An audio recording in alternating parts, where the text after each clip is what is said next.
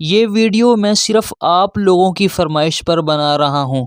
پچھلی ویڈیو میں نے بنائی تھی جادو کی علامات۔ آپ لوگوں نے کہا تھا کہ جادو کے علاج پر بھی ایک ویڈیو بناؤ، تو میں آپ کی خدمت میں حاضر ہوں۔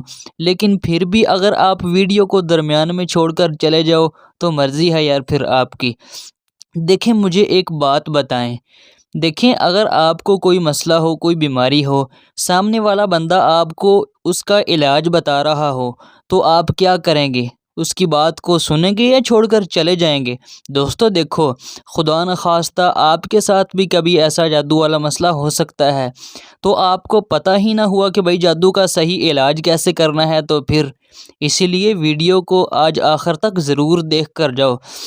اور دوستو، آج لوگ جادو کا علاج کروانے جن بابوں کے پاس جاتے ہیں نا، وہ بابے ان سے پیسے بھی لوٹتے ہیں اور ان کی ماؤں بہنوں کی عزتیں بھی لوٹتے ہیں دوستو۔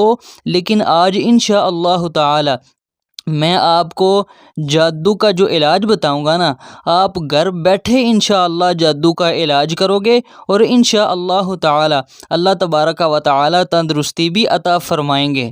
دوستو، میں انشاءاللہ تعالی آج آپ کو 5 جادو کے علاج بتاؤں گا، لیکن سب سے جو آسان ہے نا، وہ سب سے آخر والا ہوگا۔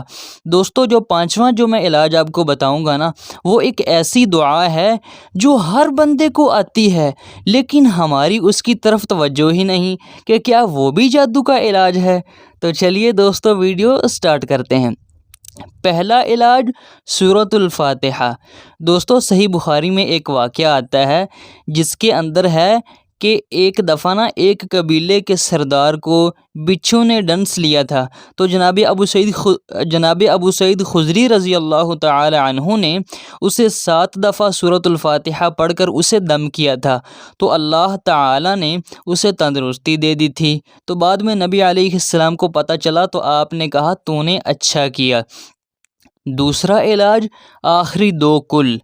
دوستو، بخاری اور مسلم میں حدیث موجود ہے، نبی علیہ السلام پر بھی جادو ہوا، آپ نے اپنے جادو کا علاج انہی 2 صورتوں کو پڑھ پڑھ کے کیا۔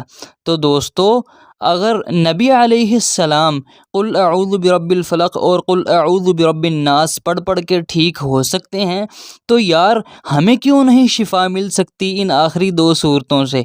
تو یہ بھی علاج آپ نے نوٹ کر لینا ہے۔ تیسرا علاج 3 وقتوں کے اذکار۔ دوستو، آپ نے 3 وقتوں میں اذکار بالکل بھی نہیں چھوڑنے۔ سونے جاگنے کے اذکار، صبح و شام کے اذکار اور 5 نمازوں کے بعد کے اذکار۔ آپ نے ان تینوں وقتوں کے اذکاروں کو پلے سے باندھ لینا ہے، اور آپ نے ضرور ان تینوں وقتوں میں اذکار کیا کرنے ہیں۔ دیکھیں، جادو کا باب بھی نہیں رہے گا۔ چوتھا علاج ایک شاندار دعا۔ دوستو، یہ دعا جو میں آپ کو بتانے والا ہوں یہ صحیح مسلم میں ہے۔ دعا کیا ہے؟ اللہم اکفنیہم بما شئت۔ اس کا ترجمہ ہے، اے اللہ تو میرے دشمنوں کو کافی ہو جا جیسے تو چاہے۔ دوستو، بڑی پیاری دعا ہے یہ دعا، اگر آپ کریں گے تو اللہ تبارک و تعالی جادو جیسی موذی بیماری آپ سے دور کر دیں گے۔ 5واں علاج شیطان سے تعوذ۔ دوستو، اب جو میں آپ کو بتانے والا ہوں دعا، شروع میں نے جس کا وعدہ کیا تھا کہ میں آپ کو ایک دعا بتاؤں گا جو ہر بندے کو آتی ہے اور وہ بڑا آسان علاج ہے، تو وہ دعا کیا ہے؟ اعوذ باللہ من الشیطان الرجیم۔ اس کا ترجمہ ہے، میں اللہ کی پناہ میں آتا ہوں شیطان مردود سے۔ دوستو دیکھو، جادو شیطان کی طرف سے ہوتا ہے، تو اگر آپ یہ کلمہ اور یہ دعا پڑھیں گے تو انشاءاللہ تعالی اللہ تبارک و تعالی آپ سے جادو جیسی موذی بیماری کو دور کر دیں گے۔ لیکن دوستو، ہماری توجہ ہی نہیں اس کی طرف جاتی کہ کیا یہ اتنی آسان دعا جو ہر شخص کو آتی ہے، کیا یہ بھی جادو کا علاج ہے؟ جی ہاں، یہ بھی جادو کا علاج ہے۔ دوستو، اب آخر میں آپ سے 2 گزارشات ضرور کروں گا۔ ایک تو یہ کہ دیکھیں، اس ویڈیو میں ہم نے قرآن و سنت کی بات کی ہے، تو آپ کو اگر قرآن اور سنت کے ساتھ محبت ہے تو آپ نے اس کو لائک ضرور کرنا ہے، اگر آپ کو محبت نہیں تو پھر بے شک آپ لائک نہ کیجیے۔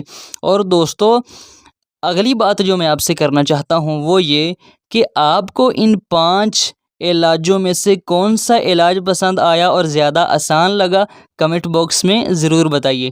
تو دوستو اسی کے ساتھ اجازت چاہتا ہوں، ملتے ہیں کسی ایسی ہی اچھی ویڈیو میں، تب تک کے لیے اللہ حافظ۔